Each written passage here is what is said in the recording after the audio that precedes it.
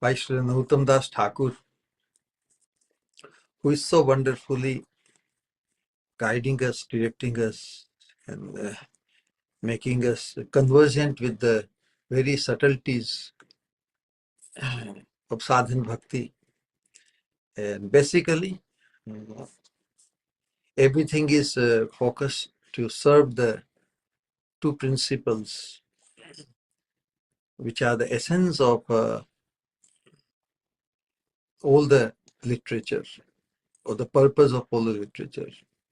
And that is to be able to remember Krishna all the times, and to remove the possibility of forgetting him. So in the conditioned state, the unlimited distractions, unlimited possibilities of forgetting Krishna because of becoming absorbed, because of the possibility of becoming absorbed in so many things. So those which cause us to forget Krishna, they are the enemies.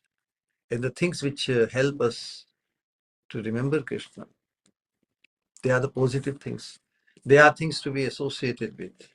We should associate with those things and those persons who help us in remembering Krishna. And we should try to avoid the association of those things, places, and persons who cause our forgetfulness of Krishna. So this forgetfulness of Krishna is so long time standing, or since eternity. And so how to deal with it? It has almost become our sacred nature. When we say almost, means it is not totally lost. Still there is a possibility. Although since eternity we are, innumerable times we have been given the opportunity to become completely, to cause our incessant remembering of Krishna, like obsession. That would be a wonderful thing. But somehow our obsession for Krishna has not materialized as yet. And that's why we are, as sadhakas, we are becoming informed, we are becoming educated to come on the platform of knowledge. But in spite of coming on the platform of knowledge, the residual pulls of our sanskaras, or the previous material conditioning of self-centeredness. Self-centeredness only in misidentification. So here, because the soul in its proper identity is always Krishna-centered, because how can one forget one's source, the identity, the samandha? But because of that forgetfulness of Krishna, we are trapped by so many misidentifications. And this is how one becomes removed from uh,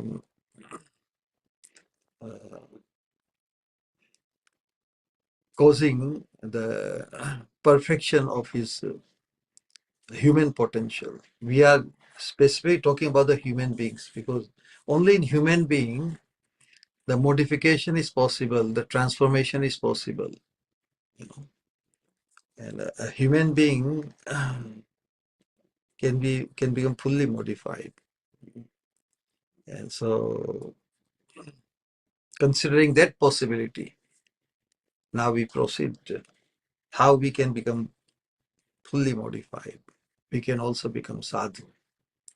And a sadhu alone can associate with Bhagwan.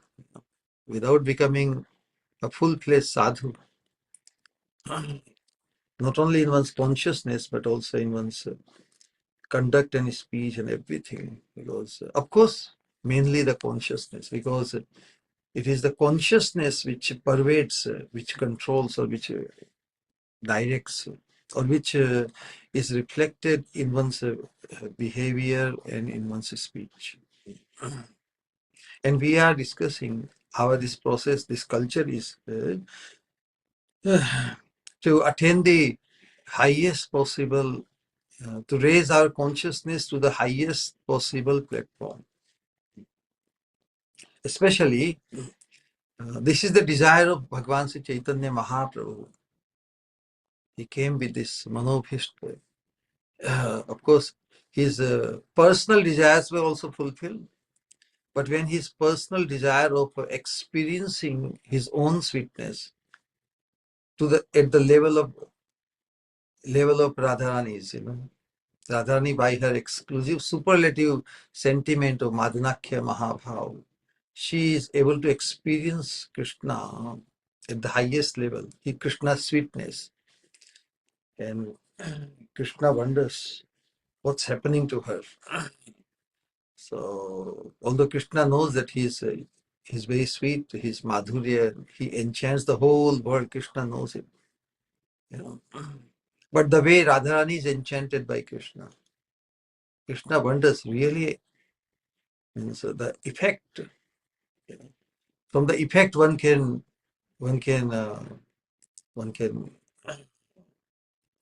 think or imagine about the cause, how sweet Krishna is. Even Krishna wonders when he sees Radharani's the effect on Radharani in his presence or through the reciprocation with her. Anyway, so when Krishna himself realized, it is not that he did not know the unlimitedness of his sweetness, but when he himself realized, then he became very liberal. And he wants to bestow the similar fortune. Through Radha Bhav, only Krishna experienced his own symptoms. But the sweetness of Krishna which Radharani experiences by her inconceivable mercy, she wants to share what she experiences with her most confidential maidservants of the Manjaris. That's why Mahaprabhu has exposed this, revealed this fortune for the conditioned souls, even the most fallen conditioned souls. This fortune of attaining Sri Radha Dashyam, which is the highest level of Krishna Prema. Because through one's own endeavor, even after approaching or even after attaining Krishna directly, we do not have the capacity to how much we can experience Krishna's sweetness. So we need a ride, correct? No matter how much fast a person can run physically, how fast can he run? But as he rides on the aeroplane or the big motorcycle, or car, and from that point, if you use that analogy, what vehicle you ride, you get that much speed. So how can one be proud of one's own speed, one's physical speed? It's very limited. So we need a ride. So the ride which will cause us to attain the highest experience of sweetness of Krishna. So that ride is Bhavolasrati, attaining that sentiment of becoming so confidential to Srimati Radharani.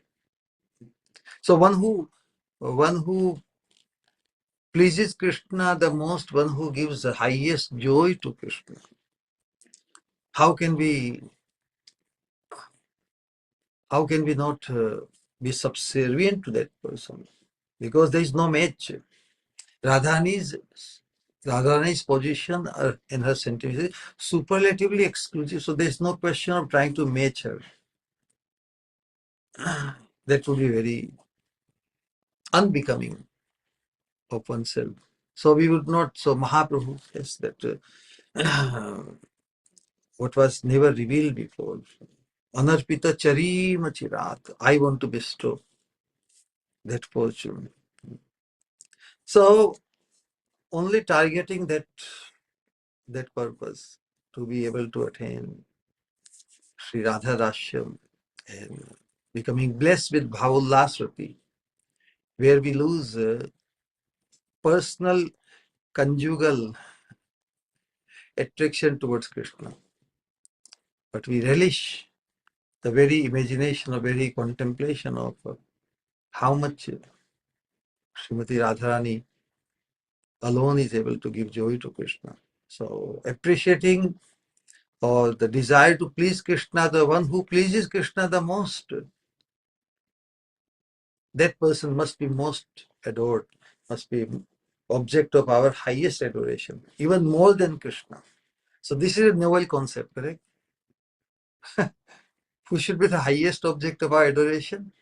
Of course, Radharani is also God, but in the law, in the society, in the Vedas, Krishna is always glorified as the object of our highest adoration.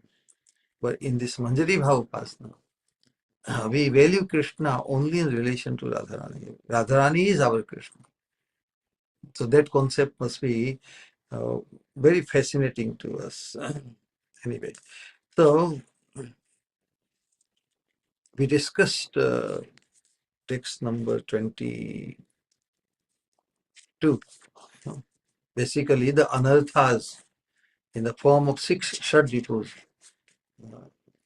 Kama, Krodha, Lobha, Mad, Moha, Matsarya. And in the previous discussion, how Narottam Das Thakur describes that he engaged all these enemies in a particular aspect of Krishna Seva, or in the activities which are conducive, which will be useful in increasing our service and attraction for Krishna. Where we are. So, Kama Krishna Sevarpane, no? What we discussed, that he engaged the strong desire or lust. Any strong desire for anything is also Kama, you know. It is not limited to the strong attraction or desire for sense gratification between man and woman. There is one main aspect, but it is not limited to that. Any desire to have anything. So that strong desire can be to please Krishna and Sri Guru Gauranga.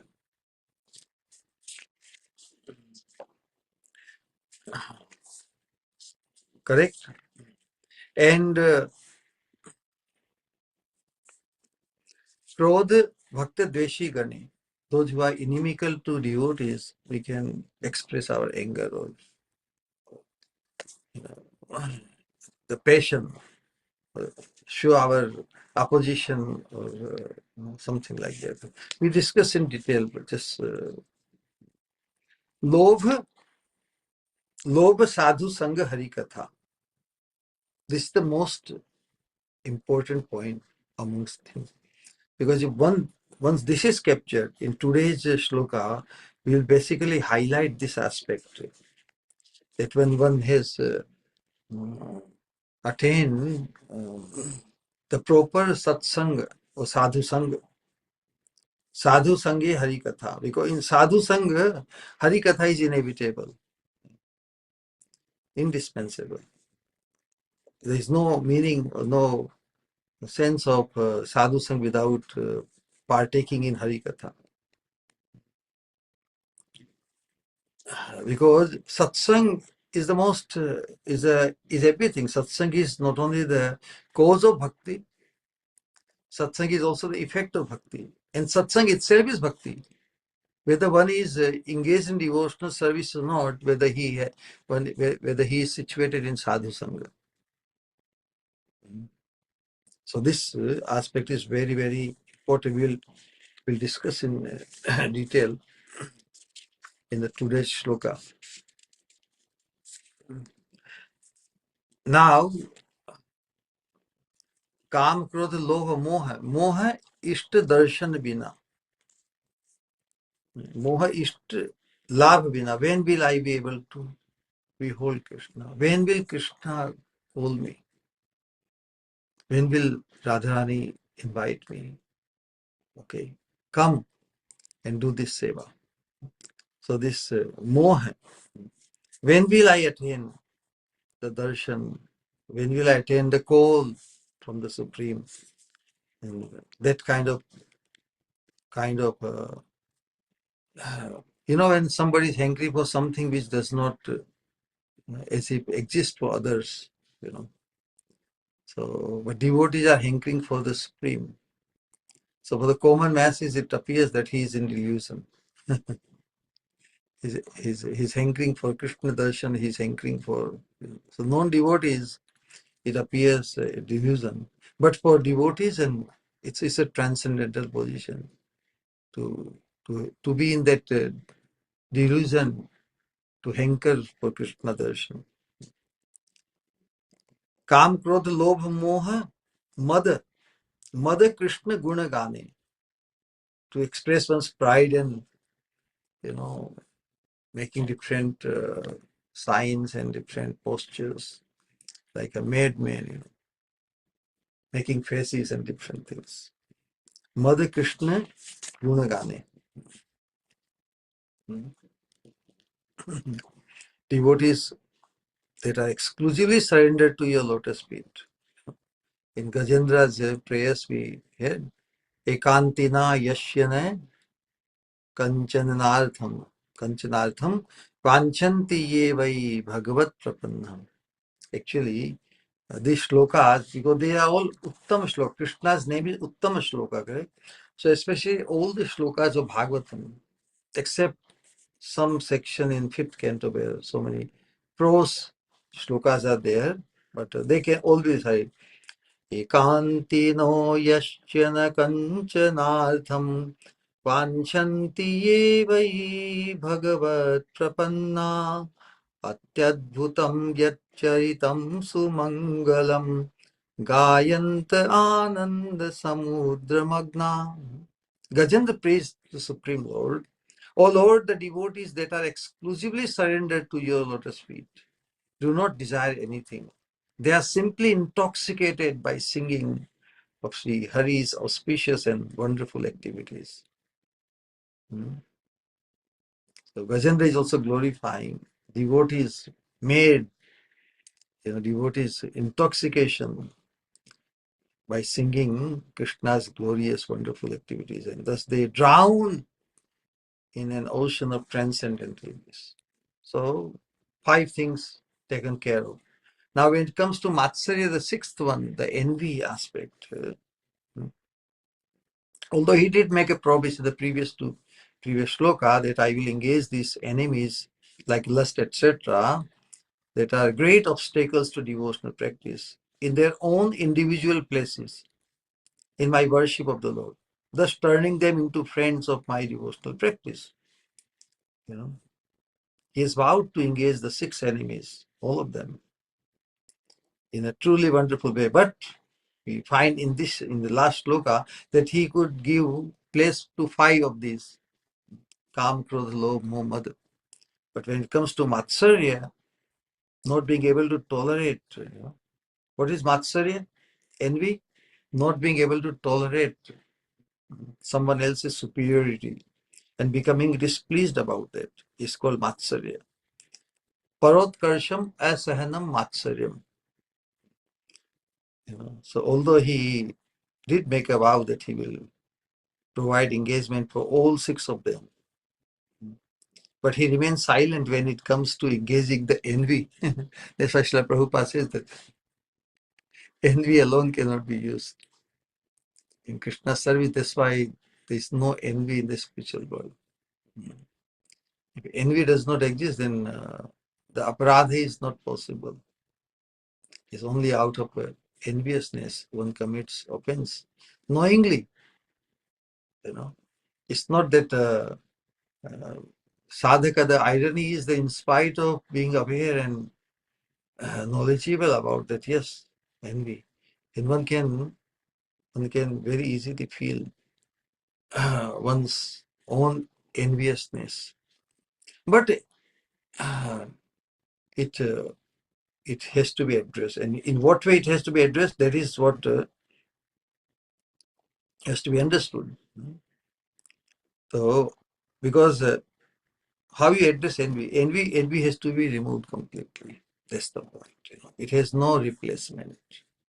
It has no engagement in Krishna service.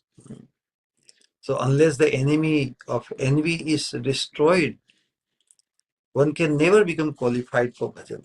It's like as we discussed, the sixth stage cancer, correct? Have you heard about the sixth stage cancer? Maybe five stage, four stage. Because the six enemies are described. So this sixth stage of the uh, complete so, total such a distortion of calm. Last stage, last ultimate transformation of calm. The lust is this enviousness. So, so how this should be removed? Because unless one becomes completely free from envy, but becomes non-envious, he will not accomplish success in one's bhajana. Or Bhagavad Dharma cannot be perfected without becoming completely free from enviousness towards anyone. Ultimately, envious towards Krishna, because Krishna is the supreme enjoyer, correct? Krishna claims and boasts that Bhoktaram Yaghyatapasam Sarvaloka Maheshwaram Suhridam Sarvabhutanam Gyatva Mam Shanti Vrichati. And the person says, wow, Krishna alone, why he wants to be the only Bhakta? So one wonders. So ultimately, the enviousness towards Krishna, which is reflected in our enviness towards our surrounding, the people around us. But Bhagavatam says, Nirmat Saranam Satam. One has to become free from envy completely. If even a semblance of envy gets a place in the heart, one is deprived from even the right to devotion. One loses the right, because how can one approach, how he can be allowed to be in association with Krishna with enviousness, envy in the heart. Therefore, the practicing devotee has no other choice than to kick envy out of the heart. Kick envy out of the heart, because it has no, when some portion of the body has become completely spoiled, it has to be just removed, correct? There's no medicine to cure the part. No, the whole part has to be removed. Envy is like that. There's only one means to remove envy from the heart, and that is to have this liberal contemplation, liberal attitude, loving attitude towards everyone. Oh, however, everybody, in everybody's heart, Krishna resides. Jive Samman Devo Jnani Krishna Adhishtan. If we get this habit in our system, that I will pay respect, show respect to everyone. Because no matter what he or she is, Krishna resides in his heart. Krishna dwells in them all. So this is one way. Now, from practical point of view, also this envy, how it is compared, like in just as we find in devotional practice to attain the perfection, is our life, we live life, and we have needs, necessities, and certain things which are not actually needs, but we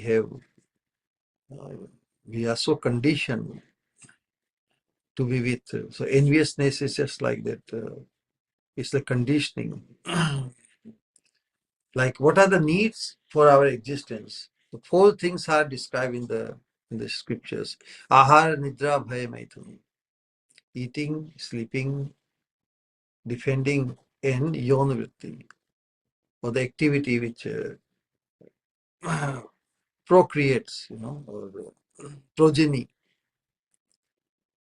But for existence, survive, food is important, sleep is also important, without which, because of the inertia, because our body is made of the three modes of material nature, and one of the modes is tama.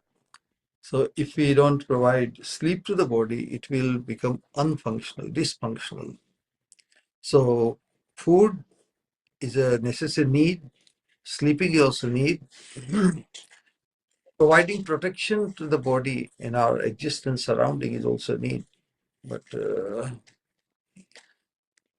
but this maithun means yonavritti, or attaching this lust, male to female attraction and entanglement for sense gratification. It is not a need for survival, but because of misidentification of oneself as the enjoyer. You know. So this tendency, and Krishna has created this material world in such a way that it just continues on its own accord. He doesn't have to bother with its ending, because the attraction of male body towards female body and vice versa, it just binds the whole existence in all the species. But when we come to human form of life, we are not deprived to become entangled with male, female, and procreation and creating new progeny. But it is not a need. It is but it has become like it has become like a addiction. Food is the biggest addiction they describe. Food is also addiction with which we cannot live without. And without food we will die. Sleeping, same thing. Protection, also same thing. So, but this male-female entanglement in misidentification that I'm the male and the object of my enjoyment is female and vice versa.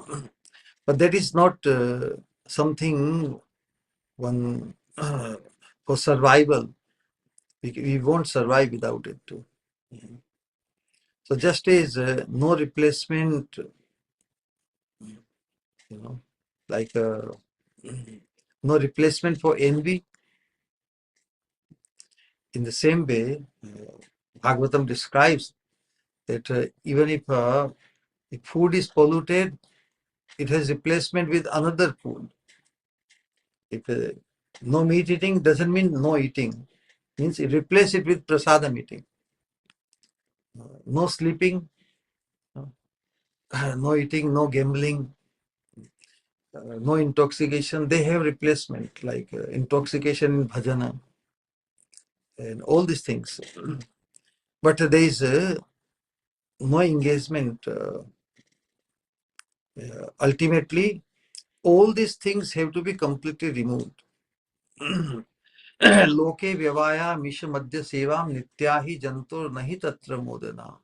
Vyavasthitisteshu vivaha yagyai suragrahir asu nivritta ishta. The purpose is to free oneself completely from this meat eating and from this becoming engrossed with sense gratification, with male body to female body, and like that. It has no replacement. Meat eating can be completely given up by replacing prasadam eating. Intoxications and other unwanted activity, they also have replaced intoxication in bhajan. And so forth. Activities of gambling, which creates greed, It can be replaced with some nice activities, so that one becomes, one's consciousness gets some atmosphere, or where one can think of it. But the engrossment in this male-female entanglement, it has to be given up completely. It has no replacement. In the sense of this arrangement of marriage, all these things. But because one cannot live without it. But even in the marriage, institute of marriage, when a person becomes spiritually enlightened, spiritually awakened, then his vision and his attitude, everything changes. So rather than engrossing oneself in that something which is not really a need for survival, one's approach changes completely. One sees the husband, the wife as in relation to the service of the divine couple. And that way, one can free oneself from the would-be further entanglement, further to free oneself. We are trying to free ourselves. And the marriage and household life is a big, big ditch in the progressiveness of to attain the perfection, the highest perfection of our human potential. But if we become spiritually enlightened, then we can, rather than seeing husband or wife as the object of my sense gratification, we can see them as assistants, mutually assisting one another, encouraging one another, each other to move forward together. So that way it becomes a Sajatiya Sangha. Ultimately, what we are discussing here is the purpose is to become so enlightened that we remain ever enlightened. And that is called awakening. Once one becomes awakened, he cannot go back to sleep. So that is the point. So envy is treated just like that. In today's Sloka, when this enemy in the form of original lust, there is a fundamental sin. Prarabdha, aprarabdha, kritam papam, kutam, bijam, phalonmukham. The four stages of sin, which is unmanifest. It is in the store stage. Then it is seed stage, and it is manifest. So four stages of this sin, or we can call it lust, which has bound us to this material realm since eternity. But the fundamental is this lust, this attraction to become engrossed in this tendency of sense gratification, primarily male towards female and female toward male. How to absolve one's this conditioning and this only through higher test. So what will cause that transformation? What will create the fortune of becoming free from that entanglement in our consciousness? And sadhu sang. So the importance of sadhu sang will be so wonderfully described, and we'll discuss in today's shloka number 23. अन्यथा स्वतंत्र काम अनर्थादि jar नाम भक्ति पथे सदा देय भंग किबासे करिते पारे काम क्रोध साध केरे यदि हय साधु जनार संग यदि हय साधु जनार संग. So 6 enemies were addressed, and if we are not doing something to get rid of, or 5 enemies were engaged, and 6th enemy, envy, cannot be engaged. So unless we are completely free ourselves or remove this sixth level cancer or our consciousness, our consciousness become plagued by this enviousness. So unless we give up or develop that vision, that consciousness where envy will find no place. We will not entertain any thought of envy towards anyone. This condition, this situation, this portion we must aspire, to how to become completely free from envy towards everyone. But as we have discussed many things, especially among sadhakas, because we all have equal opportunities. So from that point of view, we should have no reason for envying anybody. And not only that, but in our accomplishment also, we are all would be gold medalists. So would a gold medalist envy another gold medalist? So our path, this must be always in our contemplation. If ever the residual effect of envy wants to enter or stay there, we should remove, kick it out. Who you want to envy? Everybody, nobody is depriving me. Everybody can be a source of our inspiration, and we can. And everybody is going to get. Somebody could be more eager to get it faster. Okay, that eagerness could be our inspiration, and we should promote somebody's eagerness. If somebody is lagging behind, somebody is uh, feeling dejected for some reason due to circumstances, we should pull them forward and push them ahead of us even. So only by promoting others, one becomes promoted on this path. So who would dare to self-promote oneself? Because by self-promoting, one becomes self-centered and one becomes deprived. So, there are certain plays. One who loses is the victorious. Have you ever heard about some such play like that? One who loses is the victorious. So something like that. So envy should not be allowed. They should not exist. If we contemplate accordingly, that hey, we all got equal opportunities, and we are all going to be a gold medalist. We will all become a choicest maid servant Srimati Radharani, because Radharani is unlimited and she can entertain. We all have place, we all experience also individually that how much Radharani loves us. And so that way, where is the space and time for becoming envious?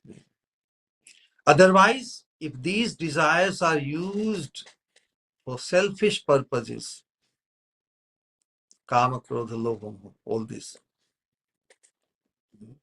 Anyatha swatantra kama. Kama means desires, aspirations, or anything. Strong desire. If these desires are used for selfish purposes, they become the abodes of evil that constantly sabotage the path of devotion. Sabotage means destroy, block, or creates havoc. You know. That constantly sabotage the path of devotion. What can lust and anger do to a practicing devotee when he is in the company of saints? So this is the safe haven for the sadhakas. If he can attain the company of saints, what can lust and anger do to a practicing devotee when he is in the company of saints? So Swatantra Kam is independent. Leave this calm or all our mundane hankering and mundane aspirations of different sorts. Let them loose. Independent means they have nothing to do with Krishna Seva or devotion to. One can have many desires in relation to Krishna Seva. But if you lose, so that is independent lust, it has no connection with Krishna Seva. And how to remove it? How to remove it? How to...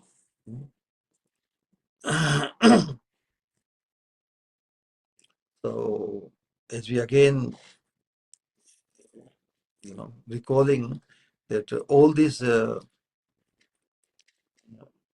different places were allotted to the enemies like lust and greed in the worship of Krishna. The practicing devotees engage lust, and so in the proper ways, so that they turn into the greatest friends and assist them in attaining prema. If the practicing devotees do not engage them in their proper places, they become independent and give trouble to bhajan. So what was the instruction or suggestion made in the previous shlokas, how to engage this kama, krodha, lobha, moha, mada, matsarya? If we don't give proper engagement to these, if the practicing devotees do not engage them in their proper places, they become independent and give trouble to bhajan. Hence it is said, anyatha swatantra kama anarthadi jara nama bhakti pathe sada de bhangar. desires for different sense objects, for the enjoyment of a material bodily life that are not required, not useful for the Lord's service, are called Swatantra Kam. Swatan means independent, not caring, not worrying, not concerning about what will please Krishna. So any such desires or which cause the forgetfulness of Krishna, or any desires aspired any in forgetfulness of Krishna, is called Swatantra Kama. Independent desires. So these independent desires arise due to thoughts of sense objects. From them anger, delusion and so arise. They drag the soul down to hell. This is explained in Bhagavad Gita. Krishna says, Dhyaito Vishyan Punsah Sangasteshu Pajayate Sangat Sanjayate Kam hai Kamat Krodho bhi jayate Krodhat Bhavati Sammoha Sammohat Smriti Vibhrama Smriti Bhranshad Buddhinasho Buddhinashad Pranashyati Buddhinashad Pranashyati. If a person persistently meditates on sense objects, Dhyaito Vishyan Punsah,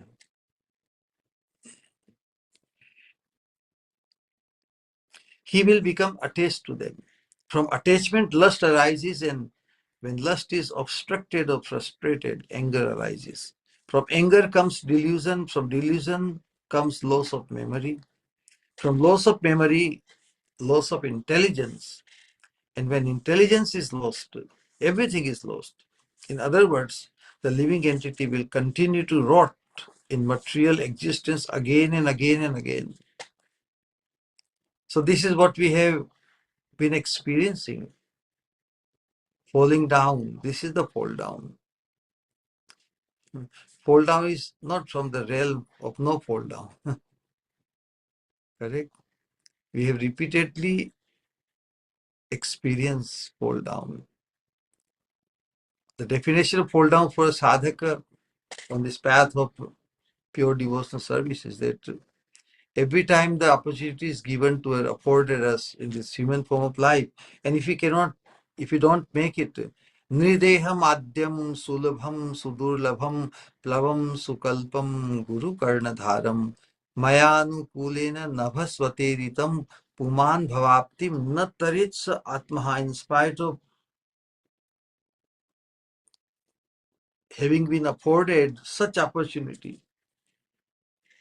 in the human form of life, the directions of the scriptures, guidance of the spiritual master. The human body itself is like a very suitable boat to cross over the ocean of the science. Guru Karnadharam, under the leadership of Sri Guru, he is capable person to put the boat in the proper direction to reach to cross over. And Krishna's instructions and Krishna's will is the favorable winds. All the arrangement, everything is arranged only to help this human soul. Mayanu kulena nabhasvateritam puman bhavabdhim. In spite of such wonderful arrangement, if a human being does not become determined, does not focus on crossing over this realm of the science, then he's committing suicide. So that is fall down. No? So this is the realm of fall down. And in spite of being given the opportunity to cross over, if we underperform or remain underachiever, Bhuman Bhavabhin na tarits, crossing over this material realm is the target. If we remain underperformer, if we remain underachiever, that is fall down. So, will we we'll just remain careless to this thing, or we will become very determined to cross over in this very lifetime? If we remain careless, if we don't become fully serious, then another fall down is awaiting all of us. So this is a very serious thing. That's why only how we will be able to accomplish this or transcending this fall down in this lifetime. That is the subject matter of today's sloka.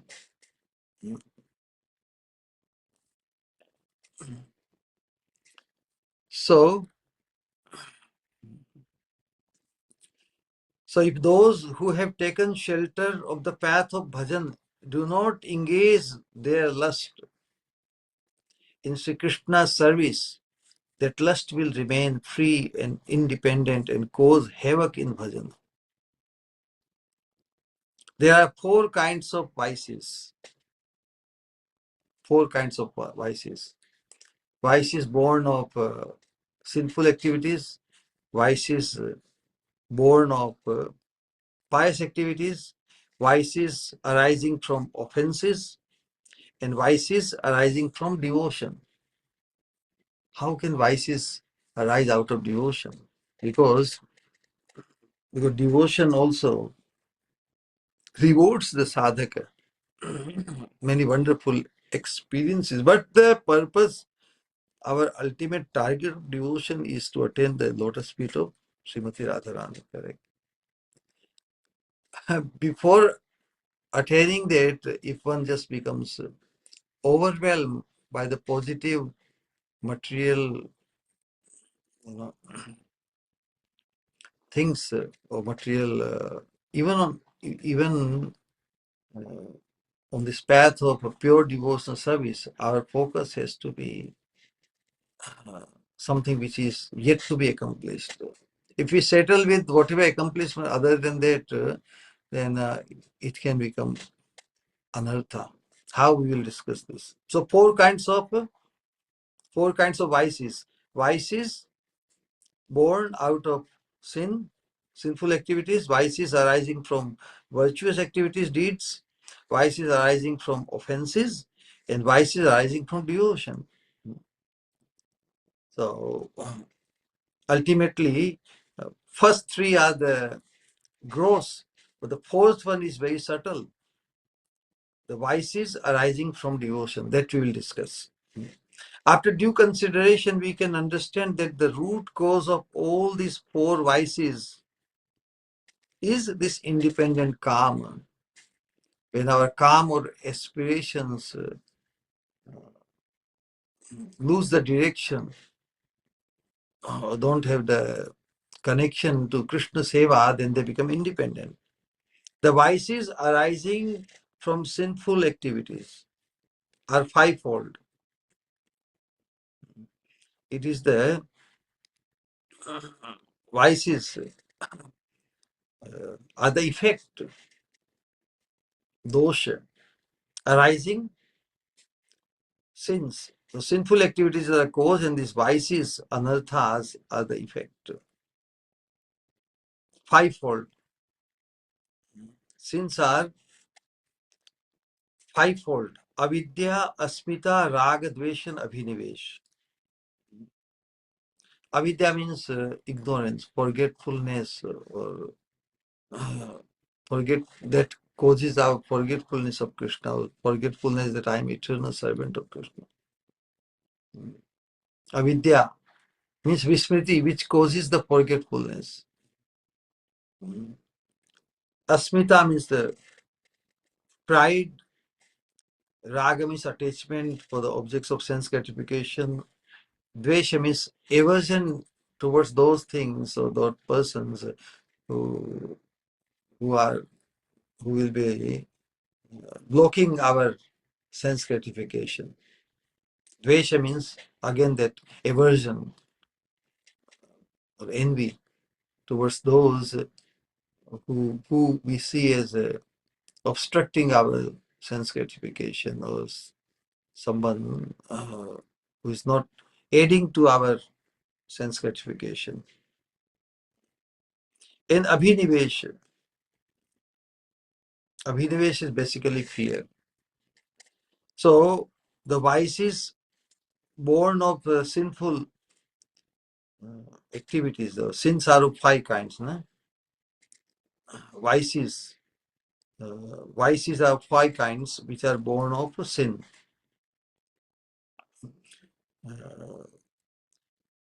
The sins like prarabdha, prarabdha means which have started manifesting, fructifying. Aprarabdha, not yet fructifying. Kuta, the aggregate of sin, or the sangraha means they are like stocked in a stock. It's not. It's not. It is just in the offing, but it has not begun yet. They are the storage form. Kuta and bija, the seed of sin. Now it has, when it starts manifesting, are included in these five kinds of vices arising from sin. So aprarabdha kritam papam kutam bijam phalonmukham kramenaiva praliyate Vishnu bhakti ratatmanam. So these four stages of sin: fructifying, not fructifying stage, the aggregate of sin which is to manifest in this lifetime, and when they begin to manifest, that is the bija. And the bija, when becomes fructified, when it develops, then actual this fructifying, and then it becomes fully manifest. How to understand this prarabdha, aprarabdha, kuta and bija stage? Just give example. Suppose somebody asks the question, if somebody is pregnant, whether the child will become mother or not. Somebody is pregnant and one wants to know whether the child will become mother or not. Now, if the child is male, it will not become mother. So that is a prarabdha. A prarabdha. But if the child is born as a girl, then that means now there is a possibility of her becoming a mother, but still, until she attains the stage of puberty, the possibility of her prarabdha is in the kuta stage. Sangraha is like, correct, okay, so girl will grow into, and she will develop or she will manifest those symptoms. So until puberty, it is in kuta stage. And when the desire, womanly symptoms become manifest in her, that is the bija stage. And when she becomes married and becomes pregnant, then her becoming mother is the prarabdha, fructifying stage. This is how we should. Aprarabdha means not yet fructifying, or in that way. So, at any stage, if one becomes rati, one develops the love for Krishna, the love for those who are in love of Krishna, sadhus, sa eva sadhushu krito, moksha dvarma pavritam. So, any stage of one's existence, whether it is prarabdha, aprarabdha, kuta or bija, the only way completely out of it is if it becomes develops the rati or deep attachment for Krishna. So these all these four kinds of sin, prarabdha, aprarabdha, kutam, bijam, are included in these five kinds of vices arising from sin. Vices arising from sin are fivefold, correct? And these four sins are part of it. It can easily be understood that they arise from independent lusty desires. The vices arising from virtue are absorption in different kinds of enjoyment. If somebody is born with a silver spoon in his mouth or her mouth, they are naturally used to sense gratification of different kinds. For them, so even for them, to remain absorbed in different kinds of enjoyment is their second nature. And this absorption in different kinds of sense enjoyment blocks their attaining pure devotional platform. So vices arising from virtue are absorption in different kinds of enjoyments, while some also include the above mentioned fivefold suffering in vices arising from virtue. So basically, whether vices, they are born out of sinful activities,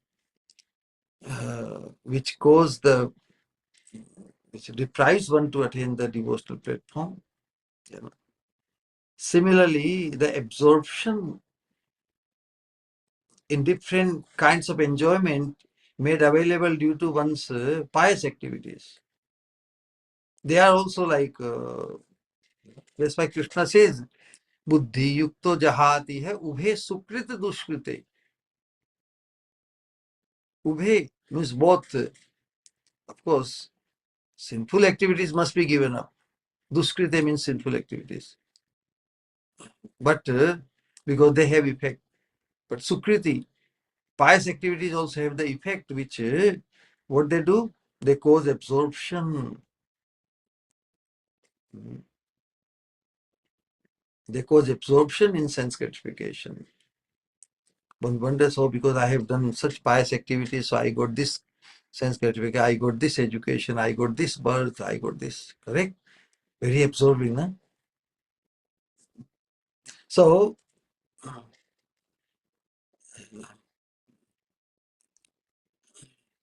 they also create entanglement, They also become vices.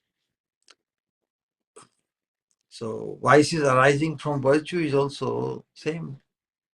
Both have to be, one has to get rid. Krishna says, Ubhe sukrita duskrite. Buddhi yukto, by becoming, yukta means becoming absorbed in bhakti yoga. That is the spiritual intelligence. That I am Krishna, so I am meant to engage in Krishna service. Buddhi yukto jahati hai, one should become free from. By becoming engaged, or by becoming endowed with the spiritual intelligence called bhakti, one should free oneself. Jahati hai, ubhe. free from both Sukriti Duskriti, the effect of vices due to sinful activities, and also the effects or the vices out of pious activities. What are the vices out of pious activities? The absorption in different kinds of sense gratification, and one justifies. People also encourage, oh, he must have done very pious activities that he is getting or she is getting this facility, that facility, this and that. But it causes only further absorption in sense gratification. Therefore, here also independent desires lie at the root. Whatever facility we may get due to the effect of our pious activities or impious activities, when we join this path of Krishna consciousness, our attitude and our we should see at things from absolute point of view. Otherwise, we will be dragged down. We will be dragged down. Then the third, namaparad, the offenses to the holy name, are amongst the vices arising from offenses. And they too are independent desires. A sadhaka knows aparadha is a consciously doing wrong.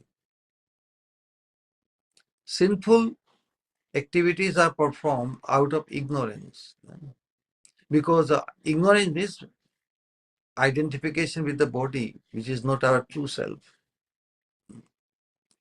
So, but aparadha is committed in knowledge of the self, that I am the spirit soul, eternal part and parcel of Krishna. And in order to achieve that platform or consciousness, one should be very careful what he thinks, what he speaks, what he does. And if he violates that, that principle of how one should think, how one should speak to others, and how one should act with others or deal with others, knowing well that he is the eternal part and parcel of Krishna, if he deliberately, because of this independent desire, because of the pull of his previous sanskaras, or pull of his conditioning, or the effect of his conditioning.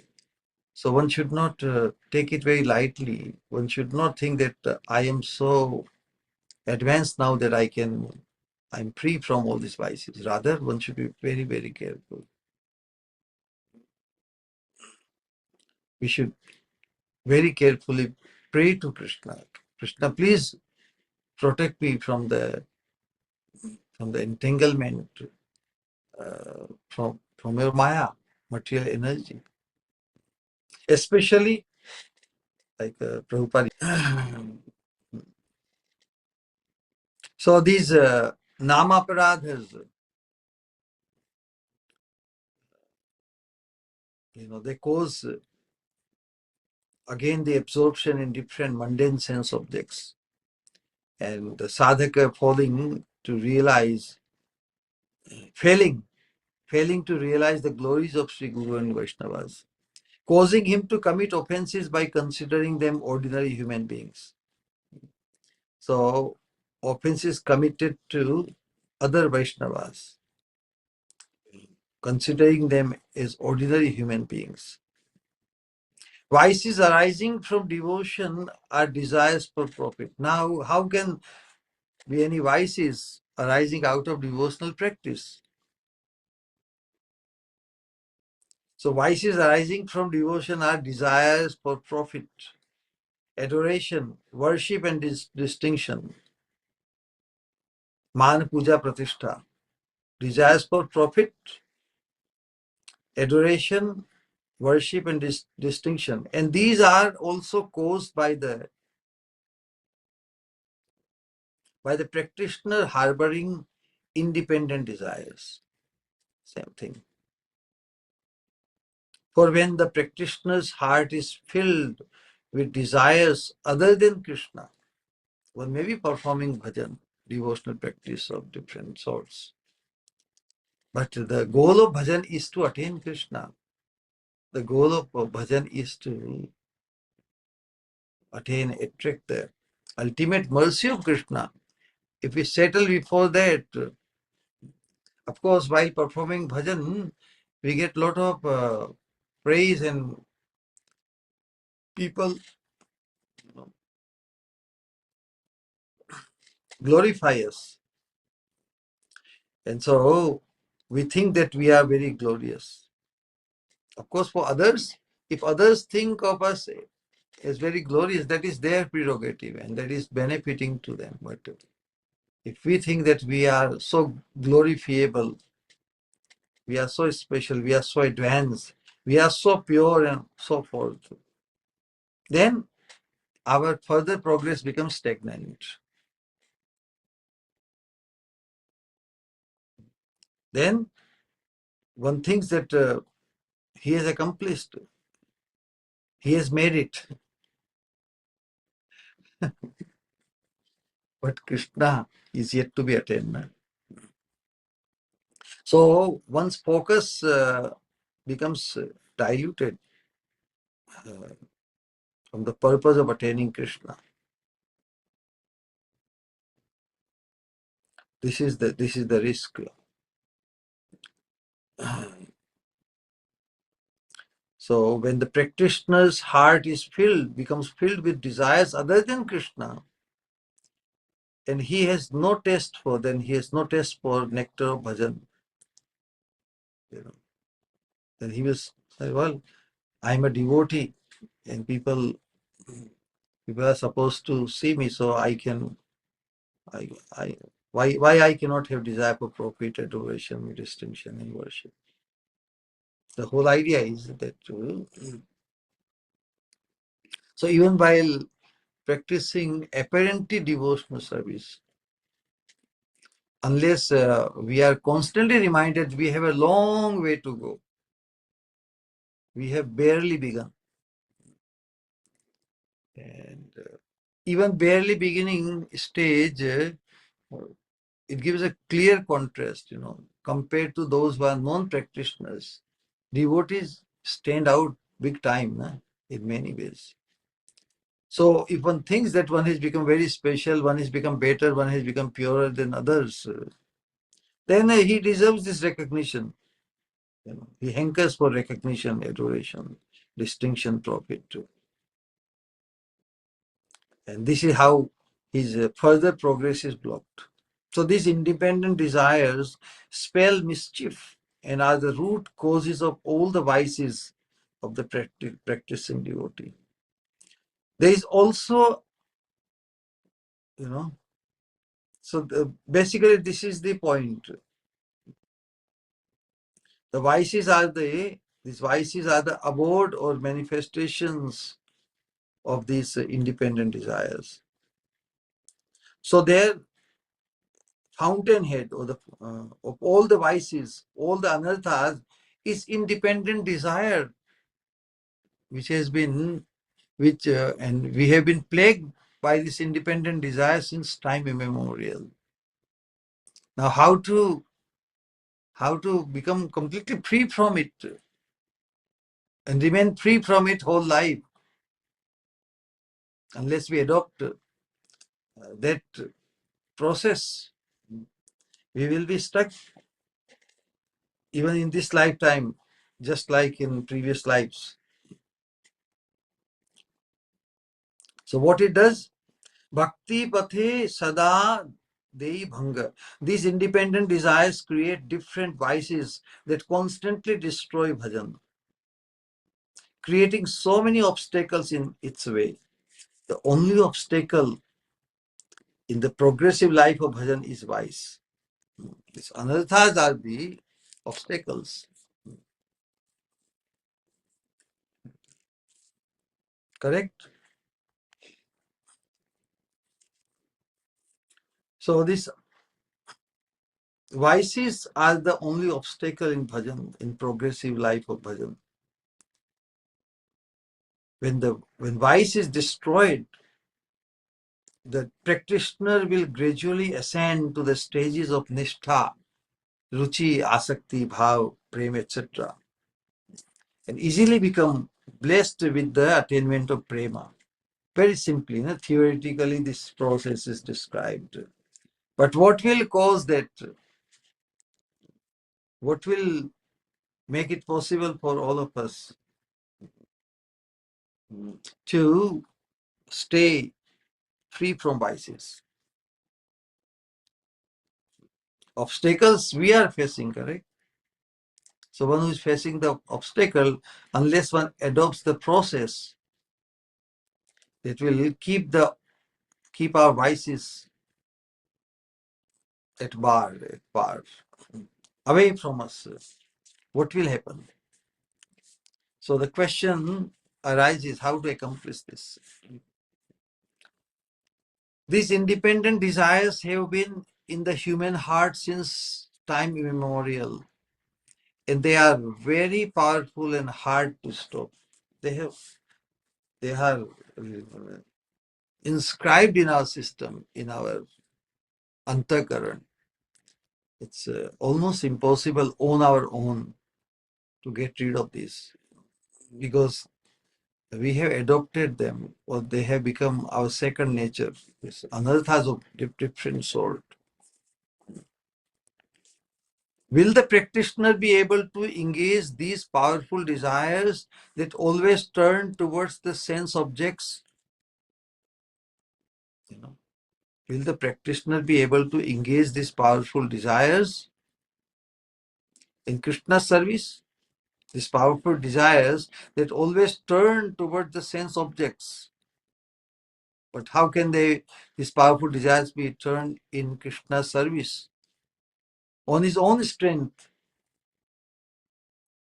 Is it possible for a sadhaka on his own, in his isolation alone, he can keep these powerful desires unentertained?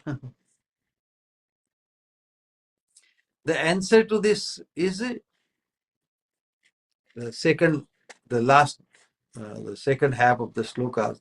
Kiba se korite pare kam krodha sadhakere jadi hoy sadhu jana sangha. What can lust and anger do to the practitioner when he is in the company of the sadhus? If even a little association of sadhus who are constantly immersed in the flavors of bhajana, free from sensual cravings, ever pure and naturally liberated and pure-hearted, is attained.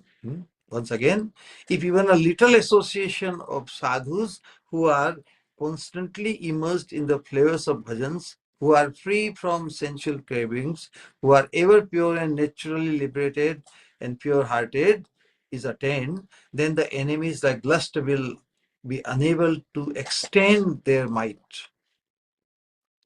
Wow, sadhu sangha.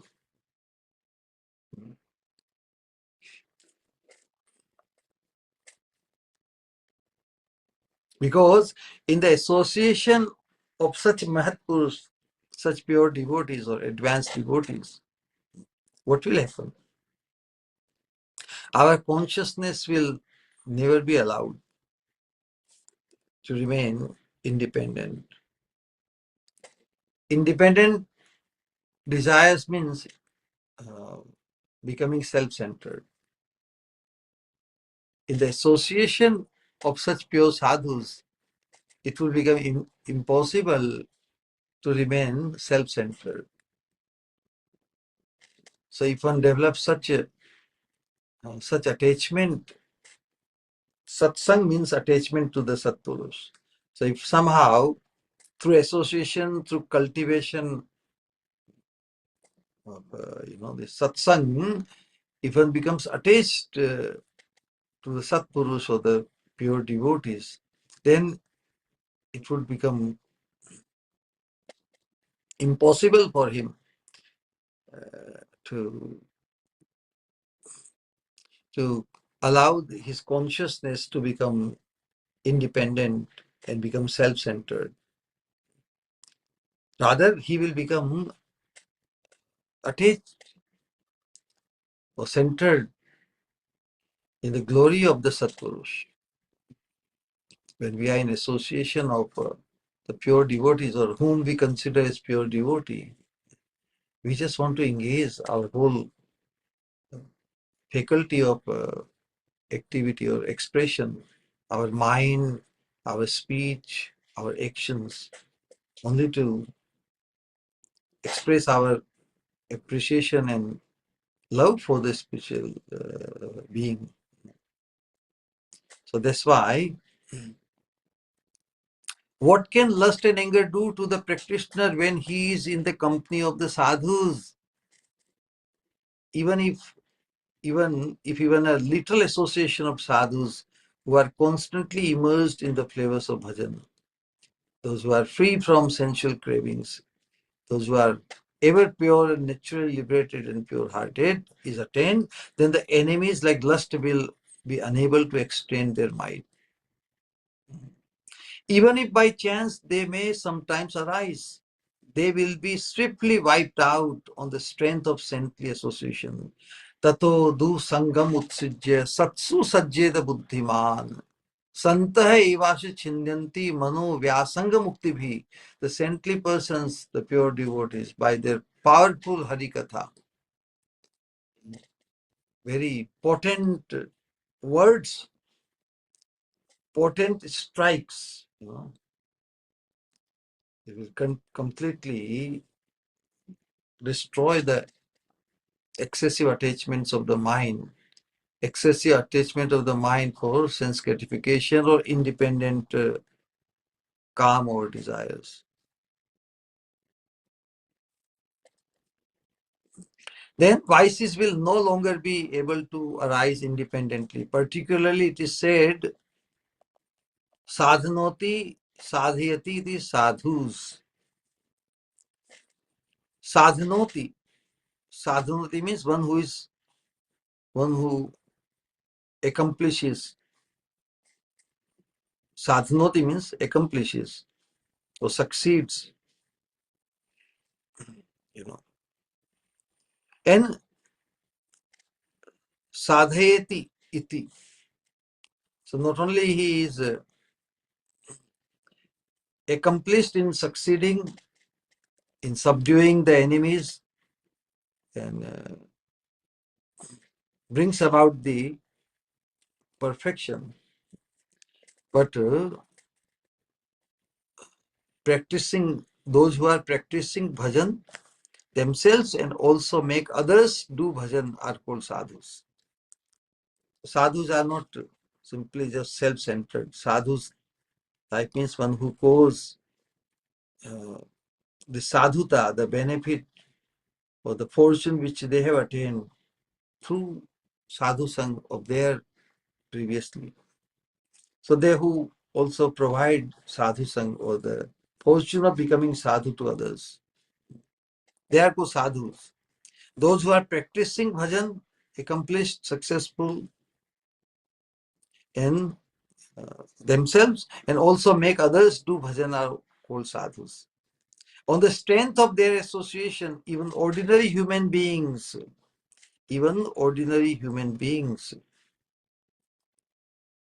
will be able to gain the power to do bhajan, defeat all the enemies like lust and destroy all vices. What to speak of associating with them? The mere sight of the sadhus is greatly beneficial to the living beings. In Srimad Bhagavatam, it's a wonderful rendering.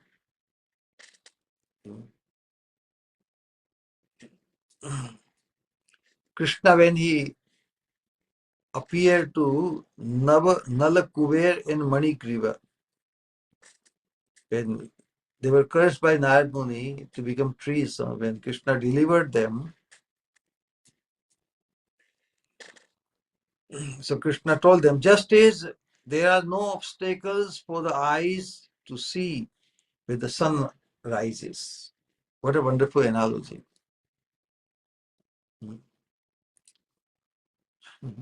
Just as there are no obstacles for the eyes to see when the sun rises, similarly, there can be no more material bondage for mankind when they simply see the sadhus who are equipoised and whose hearts are completely or fully surrendered unto me. Amazing.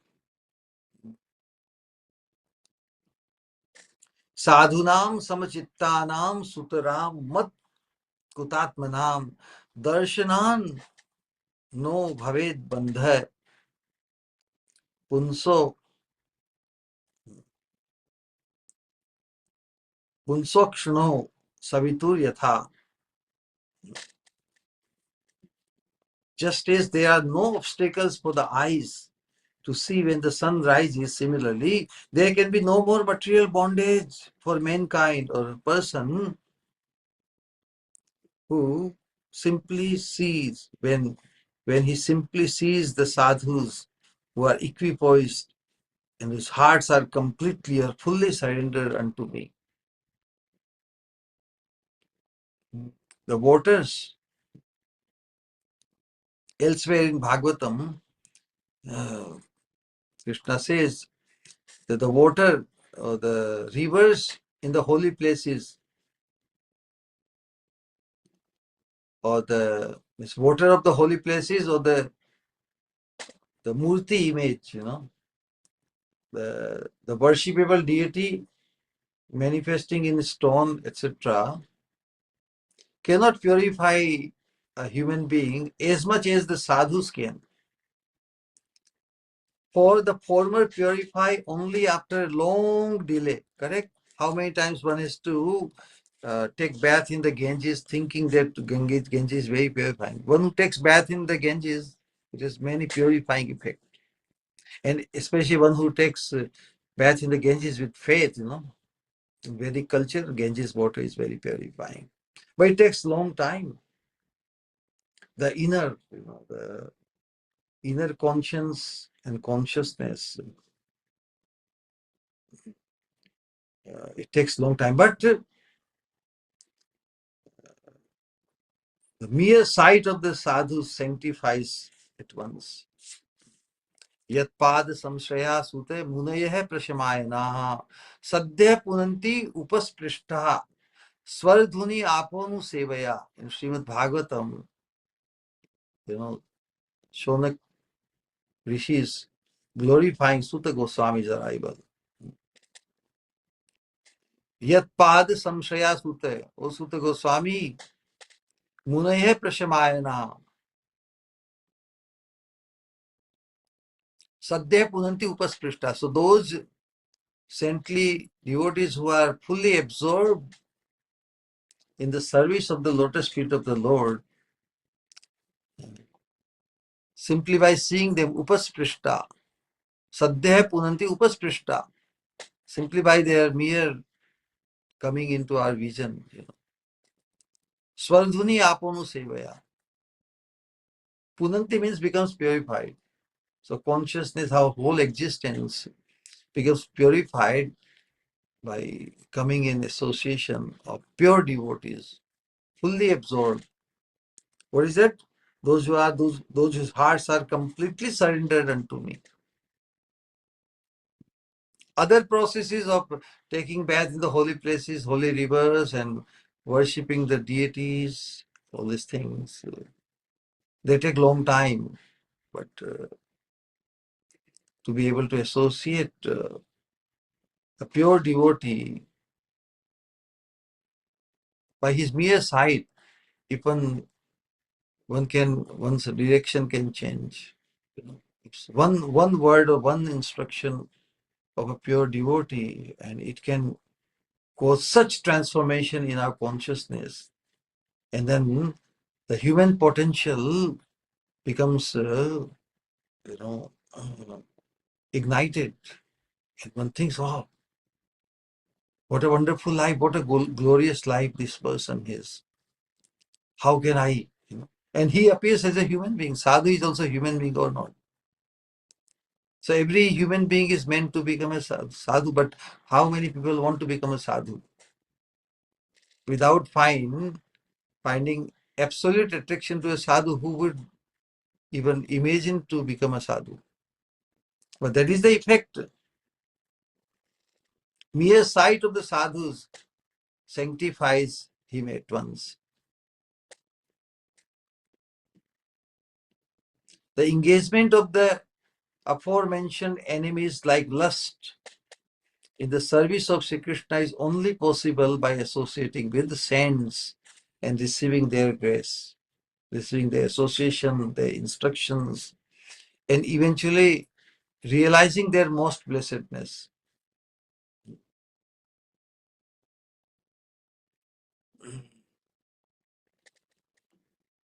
Like in the previous Sloka also, we quoted the Uddhav's, Lord Krishna's teaching to Uddhava. The devotees who engages or dedicates his religious principles, money and lusty desires to me, Krishna tells Uddhavji.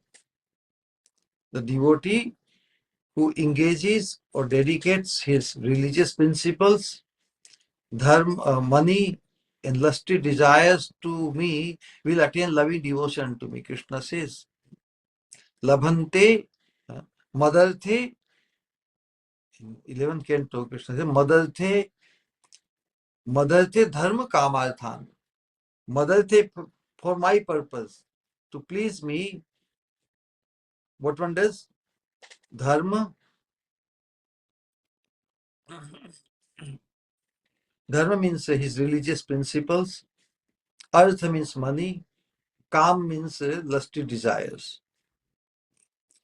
So, Krishna tells Uddhavji that a devotee who engages or dedicates his religious principles, money and lusty desires to me will attain loving devotion to me.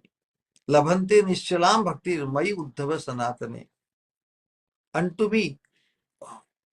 Unto means the eternal Supreme Personality of Godhead. So the word dharma, what is the meaning of dharma? One's religious activities should always be in connection with Krishna. One should not become proud of one's religiosity independent of Krishna, because ultimate purpose of dharma is Vasudeva Krishna. Vasudeva paro dharmo, Vasudeva paragati. So religious activities should always be in connection with Krishna. Therefore, one should give charity in the form of food, grains, clothing, etc. to the Vaishnavas and Brahmanas. And whenever possible, one should arrange for the protection of cows who are very dear to the Lord.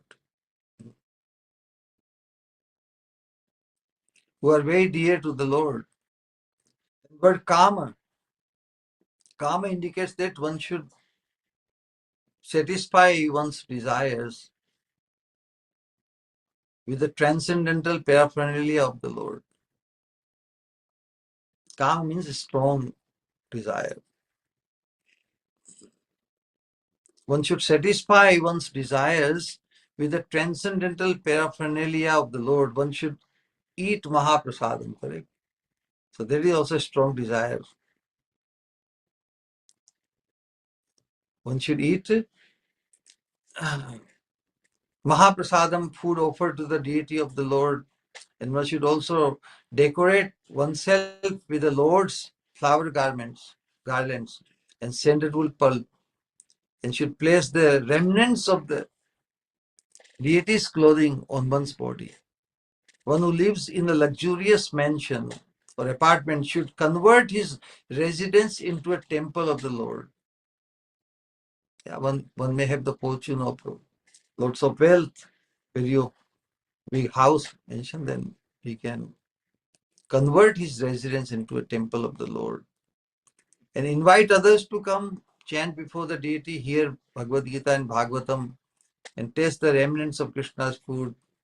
One may live in a beautiful temple building in the community of Vaishnavas and engage in the same activities. Now, the word artha indicates that one who is inclined towards business, strong tendency to do business, correct? Even among sadhakas we see.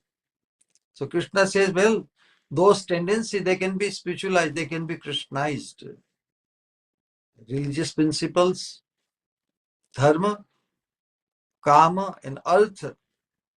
So if one has a strong inclination toward business, should accumulate money to promote the missionary work of the Lord's devotees, and not for one's personal sense gratification that I will make big house and big property, I will become big enjoyer. Thus, one's business activities are also considered to be devotional service to the Lord Krishna. If the purpose of those business tendencies to earn profit for Krishna's sake, for the service of Guru and Gauranga, not independent, because independent desire for sense gratification is the cause of bondage. But Krishna says those tendencies, those proclivities, one's business proclivity is also considered to be devotional service to the Lord Krishna, if it is focused, targeted for his purpose.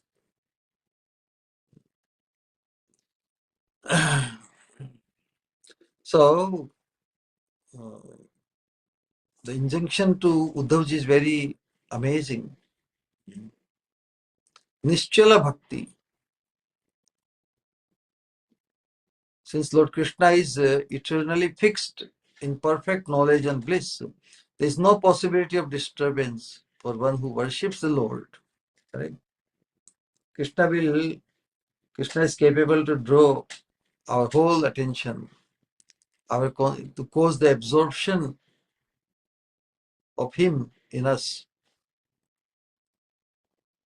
So if we worship anything except the Lord, our worship may be disturbed. When our worshipable Lord deity is placed in an awkward position, correct? Like the polluted Vedic culture where they put the Supreme Lord, Divine Radha, Krishna, and all other devatas also on the same platform. And, but that is a very awkward situation. They address everybody as God, but there can be only one God. There can be only one chairman in the company, correct?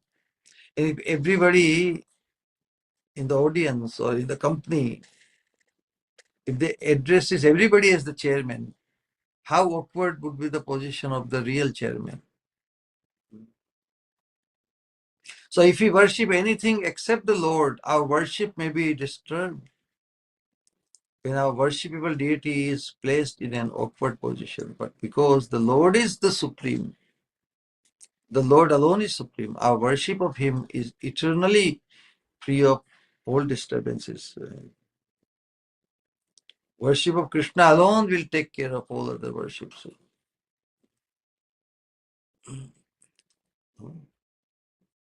Tathaiva sarva aranam achyuta ijya. All other worships and all other religious duties, they are taken care of simply by worshipping Krishna alone. So,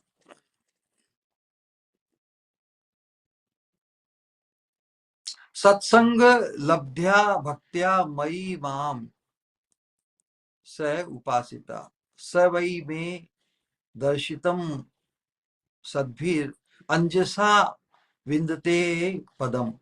Krishna tells in the next sloka. One may ask, how will engagement in such devotion in which the surrendered devotee offers his lusty desires to the Lord come about? How will engagement in such devotion in which the surrendered devotee offers his lusty desires to the Lord come about? To this, the answer is because the obsession could be very strong, But becoming obsessed with the lusty desires or the mundane desires, they cause the further entanglement and fall down. So how is it possible? It's a very big challenge, you know. The only answer is through the association, through the devotion attained by associating with the sadhus. The devotees will be able to worship me, and they will easily attain my abode, which is exhibited by these saints. Therefore, in the association of sadhus, lust and other vices won't be able to create independent obstacles to our bhajan anymore. So, at what level we are connecting or we have become connected to the sadhu will determine how much benefit we gain by sadhu sangha. Nitai Gaur Premanande Hari Hari Gaur. So I think we can stop here today. Anyone has anything to add or any question, comment? Hare Krishna. If something is not clear, we can discuss. Hare Krishna. Hare Krishna, Pranam Shri Guru. Hare Krishna, welcome. If anybody would like to share anything or ask anything, please kindly unmute.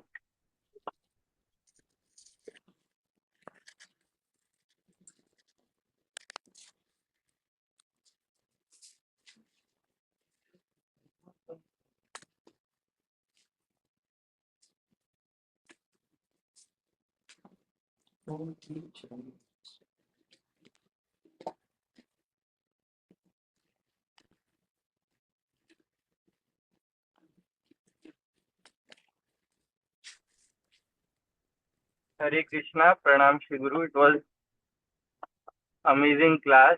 The way you explained prarabdha of jivas, how there are 4 types of prarabdha and how they affect, how the effect of the prarabdha in our life, and how you explained very nicely the envy must be completely given up and how we can use this calm and growth in the service of Krishna.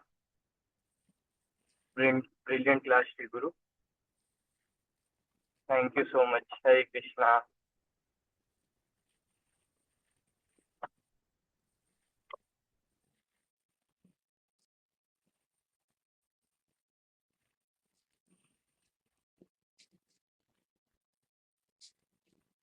Sri Radha. All right then.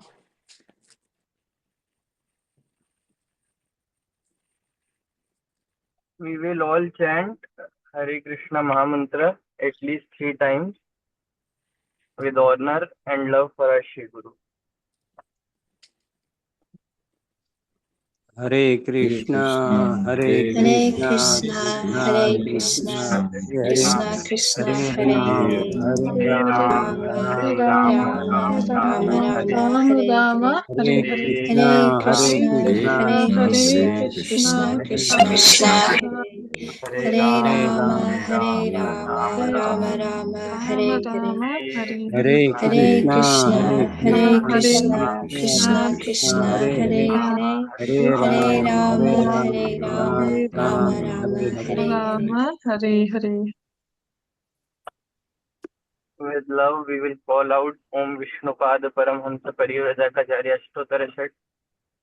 Shri Swamini Kripamurti Shri Srimad His Divine Grace Srila Prabhupada Bhakti Swarup Govind Maharaj ki Jai. जय गुरुदेव, जय गुरुदेव. Samavit Nitai Gaur Bhaktavinda ki jai. Nitai Gaur Premanande Hari Hari Hari Hari Gaur. Pranam Shri Guru, Hare Krishna.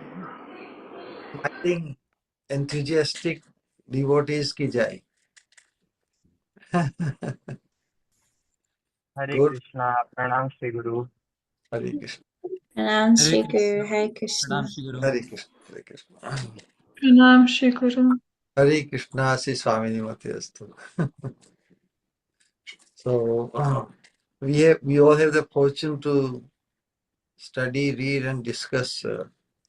It's a wonderful instructions, guidance of Prema Bhakti Chandrika, So our spiritual master, you because he was brought up and raised in Manipur, where the influence of Narottam Das Thakur is very prevalent. So the study of Prem Bhakti Chandrika and of course Pratna also, they are very essential for advancing fast in Krishna consciousness. to, become, to attain fully purified consciousness. Because it will reveal our true identity in relation to Krishna, in relation to Sri Krishna. Sri stands for Swamini.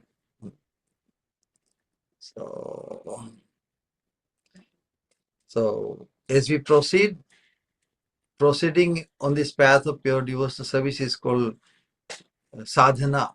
Or sadhana is abhideya. But our motivation is sadhya. Motivation is Sri Radha Dasyam, to attain the fortune of Sri Radha Dasyam. So with that motivation always in the forefront or in the background, whichever way we want to say, we will stay very motivated, correct? So another name for remaining enthusiastic is to remain motivated positively. Because what we are up to, if somebody asks, we are up to see Radha Dasyam. So how can we not be fully united in that purpose, correct? And nobody will be left out, correct?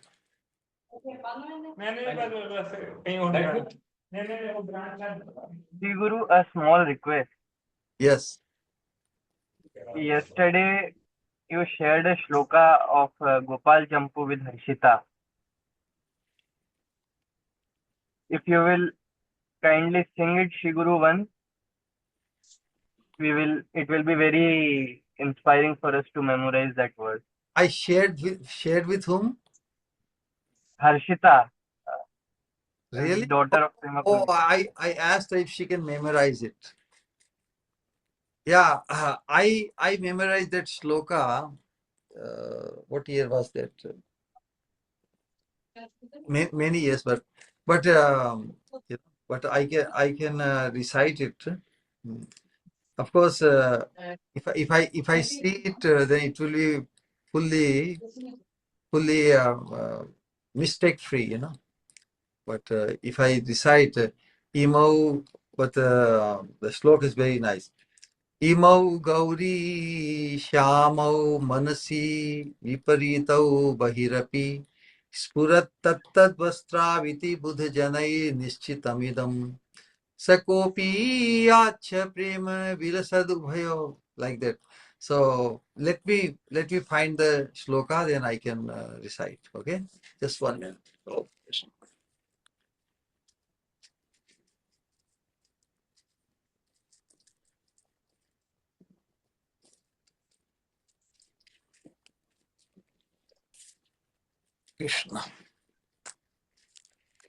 Yeah, that shloka is very fascinating. हरे कृष्णा दंडवत गुरुदेव Hare Krishna बोलिए. Yes.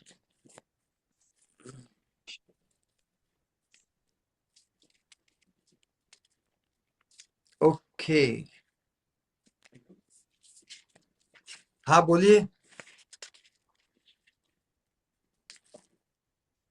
इमौ Gauri श्यामौ मनसि विपरीतौ बहिरपि.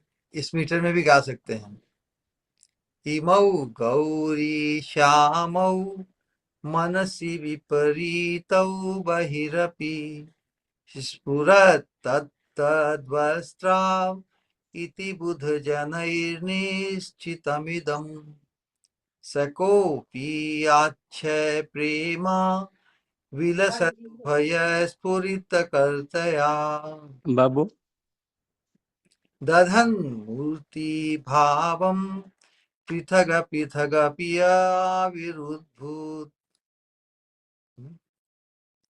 So by practicing few times, you can get a clear meter. But once you memorize, then one should be able to also explain. So, which style is preferable? Like this in a music form, na? Yes, Shri Guru. All right. So you have the reference where to find it, na? Yes. In Utkalika Vallari, in explanation, text number 6, last. So, In Utkalika Vallari, is it Shri Guru? yes. Now it is in Gopal Champu. In Gopal Champu, if you have Gopal Champu, it is in two parts, Purva and Uttar. So in Purva Bhag, in Okay. 15th chapter, slok number 2. Okay.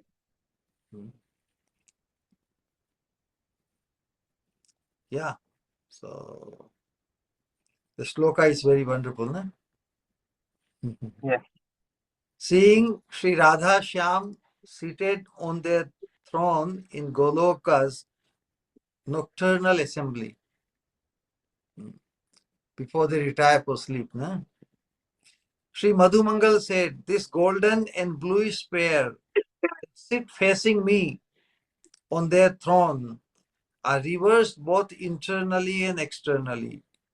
Internally, they live in each other's hearts, and externally, they wear garments the color of each other's complexion. Observing this, the intelligent persons have ascertained that some kind of indescribable expression of the purest love has decided to manifest as two inseparable forms to enjoy loving pastimes together. So love itself has manifested in two forms, is Radha Krishna, in order to enjoy loving pastimes. So if the love itself wants to enjoy loving pastimes, it has to become two, na? One cannot experience loving pastime by oneself, with oneself, correct? So very, very special, unique love itself has manifested in two forms, as two inseparable forms to enjoy loving pastimes together. One may ask here, is it not deceitful of them to show one form on the outside and another on the inside to destroy? Because if they live in each other's heart, then inside Krishna is golden, outside he is blackish. If Radharani is holding Krishna in his heart, in her heart, the inside she is darkish, and outside she is a golden complexion. Is it not deceitful of them to show one form on the outside and another on the inside? To destroy such doubts, Sri Rupa Goswami says here, by externally wearing blue clothes, Sri Radha shows that Shyama lives within me. And Krishna, by wearing yellow clothes, also shows that Gaurangi Radha lives within me. Here, one may argue that if Shyama lives within Gauri and Gauri lives within Shyama, then how can the two be staying separately? To answer this, it is said, some indescribable love has assumed a tangible form with Sri Krishna as the object and Sri Radha is the subject. And that love has again reversed Sri Krishna, revealed Sri Krishna in Sri Radha's heart and Sri Radha in Krishna's heart. In this way, love has revealed them. In this way, love has revealed them in a dual and a non-dual form. दो मूर्तियां प्रकाशित है, दो हो गए, एक ही प्रेम का है तो वो एक भी है, एक साथ एक और दो हैं. The full form of love's subject is Krishna, the full form of love's subject is Sri Radha, and the full form of love's object is Sri Krishna. Of them, Sri Krishna is the form of all nectarian flavors, and Sri Radha is the form of all full of ecstatic love, Mahabhava. They are called one and different because Murti and Prema are non-different. प्रेम की ही मूर्ति है ना, तो मूर्ति और प्रेम अभिन्न है. If the murti or the form is of love, then the form or the murti and prem are non-different, and the object and subject of prem are different. That's why they are manifested in two forms. The love of Sri Radha for Sri Krishna has Sri Krishna as object and Sri Radha as the subject, and the love of Sri Krishna for Radha has Sri Radha as object and Krishna as subject. In this way, their bodies are the object and subject of their mutual love. The beloved is the vessel. The beloved is the vessel, and prema is being placed in that vessel. Prema wants the object of love to be always nearby and happy with its service. But this is not possible in the extramarital relationship of Radha Krishna. Therefore, this divine pair always meditates on each other within their hearts. But this is not satisfying enough just to remain meditating within the heart. They want to show it externally also, and therefore they wear each other. They wear each other on the body in the form of their blue and golden garments, colors that match with each other's complexion. When after conquering many obstacles, they finally have a passionate meeting, Srimati says,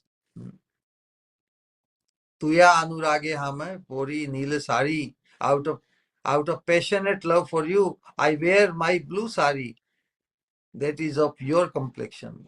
And Shyama says, Tuya anurage hame pitambar dhari. Out of passionate love for you, I wear my yellow dhoti, the complexion of your body.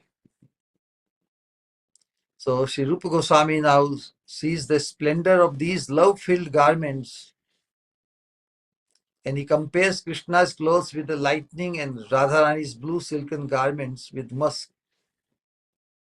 Hare Krishna, Krishna Krishna, Hare Hare, Hare Ram, Ram. Nitai Gaur Premanande, Hare Hare. Extremely beautiful. So I shared the meter with also Harshita, so she can, that way it would be easy. But sometimes Sanskrit wordings, they need to be practiced a little bit. Then everybody can memorize. Nitai Gaur Premanande, Hari Hari Bol. Srila Gurudev ki jai.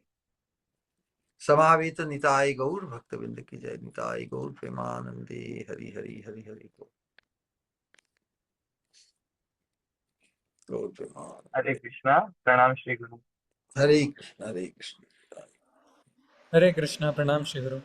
Hare Krishna, welcome. Everything fine? Ji Shri Guru, by your mercy, everything is. Yeah. Association is the key, and perfecting association is perfecting devotional service. Because satsang is perfection of satsang is perfection of devotional service. Because satsang itself is bhakti, itself is devotional service.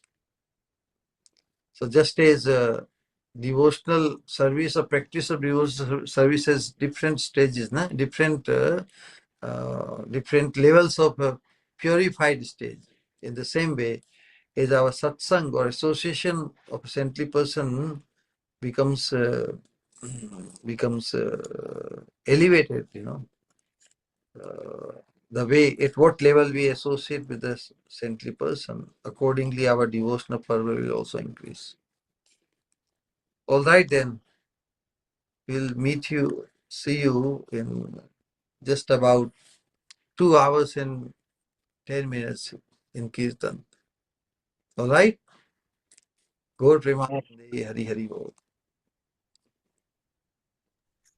Pranam Shri Guru, Hare Krishna. Hare Krishna, Shri Swami Nimate Astu. Welcome. Everything moving progressively? Yes, thank you, Shri Guru. All because of your support and association with the sadhus.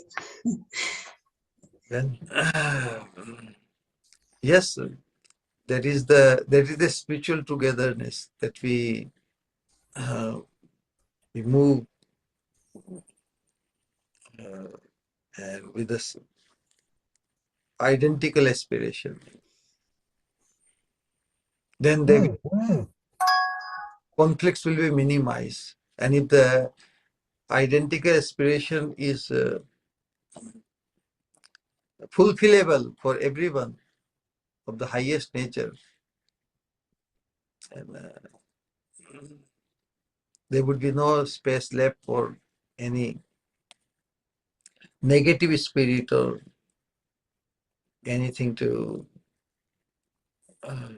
try to.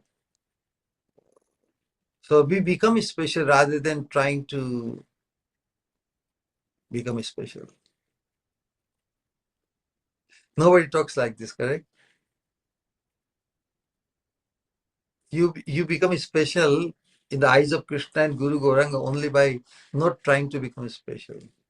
Just become special by not trying to be, not trying to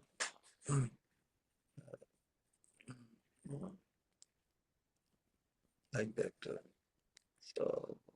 So there is a different standard of becoming special on this path, correct? Yes, Shri Guru. In the material world, one becomes special by becoming certified and identifying that I'm special. On this path, one becomes special only by not thinking that one is special, but by thinking of others as special. How? What a paradox, correct? The very definition of special we can discuss unlimitedly. What is the real definition of becoming special? And that's why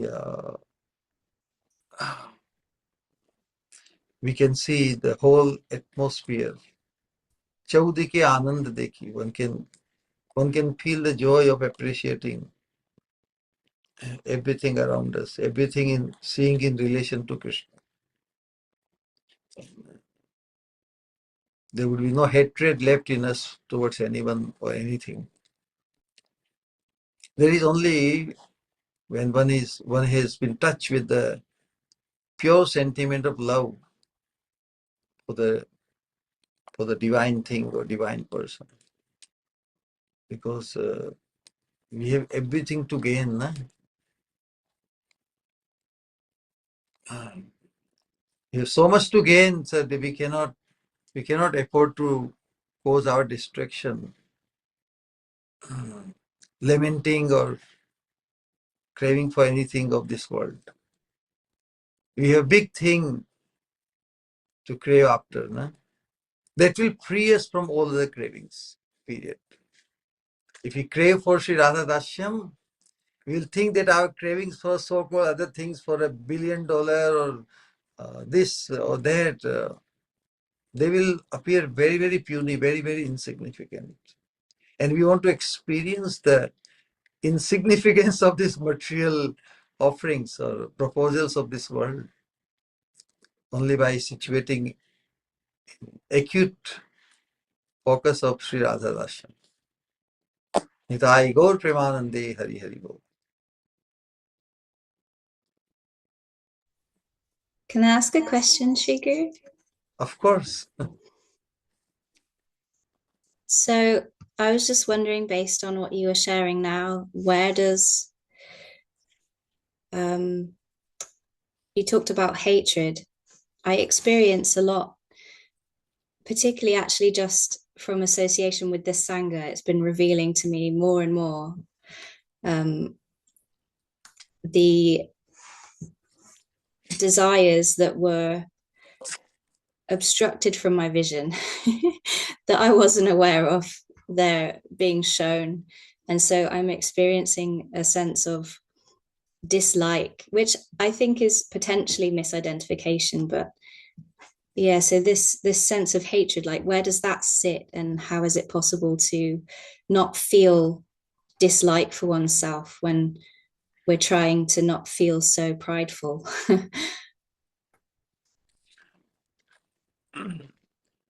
Well, it's helping to the remorse is very, very good thing for a sadhak to grow very fast, because we tend to justify whatever we do. You know, we are so conditioned. So when the transformation comes, then one feels how off we have been in our thought, in our speech, in our dealing, and looking at others, seeing others. So it is said that the transformation comes in our consciousness, and with the glass of the changed consciousness, or with the glass, or what do you call it, spectacles? What is this? Glasses or With the glass, spectacles. with the glasses of the changed consciousness, we'll start seeing and observing things differently. And so in the purified state, we'll see that our focus will become more and more acute, because we have been exposed to this opportunity in this lifetime to go for the ultimate fortune, and the temptations and aspirations of or hankerings for other worldly fortunes cannot lull us anymore. Although there is a possibility, so sadhaka should be careful, but through association, we can increase the attraction, the focus of what we are aspiring after. So much so that the world will remain as it is. The world has remained as it is since eternity. The world is constantly moving. Anyway, it is. But our approach, our reacting to the world will be different. So self-remorse is good because it frees us from that previous conditioning of seeing things. So how could I be so bad? You know.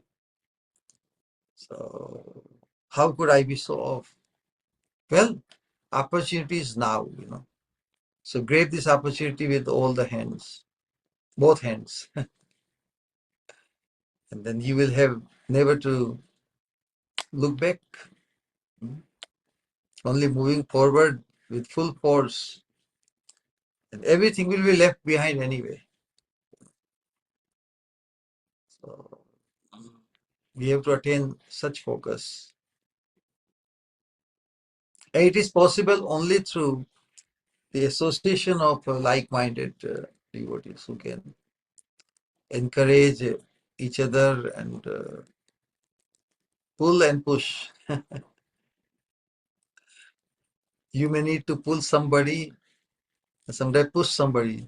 Somebody will also pull us, and somebody also will push us. So we should be ready for both, because there is a win-win situation for everybody. So that kind of joyful atmosphere and association we have to create. Correct? Then Yes, Sri Guru. who can we mistreat then? If you understand everybody's potential is the same as ours, and it's not that by depriving, we can deprive somebody or somebody can deprive us. I cannot cheat you, you cannot cheat me, but I can definitely cheat myself.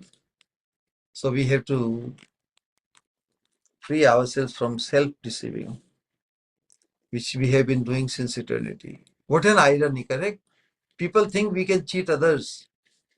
We have only cheated ourselves. Nitai Gaur Premanande Hare. So that's another. So we let us stop self-deceiving. That is self-remorse, basically. Detrimental, stopping becoming detrimental to oneself. That's why Puman Bhavapim na taretsa atmaha. In spite of such wonderful opportunity, if we don't make it this time, we are committing suicide. So that's serious. One should become. Gaur Premanande Hari Hari. Thank you so much, Shaker. It's the only time I've ever experienced a feeling of acceptance and gratitude for Yes. really intense growing pains. Gratitude towards even those who apparently gave a negative experience. Because ultimately, a sadhaka should be aware of what caused me to come to this present moment. A lot of people have the input. So be grateful to them. Those who slapped you, those who pushed you, those who kicked you, those who, all these turmoil of things somehow brought you to this point, to connecting to Sri Radha Dashyam on the absolute platform. When absolute is attained, when absolute is experienced, then everything which was non-absolute, they also cater to serve the purpose of the absolute only. Be thankful, be grateful to all of them. By becoming situated in the absolute oneself, yourself, you can benefit others. So the first priority is oneself, because then Krishna will use us to cause that absolute connectivity to others, like that. All right, then we'll see you in 2 hours. All right. Nitai Gaur Premanande Hari Hari Gaur. Hare Krishna, Pranam Shri Guru. Gaur Premanande Hari Hari Gaur.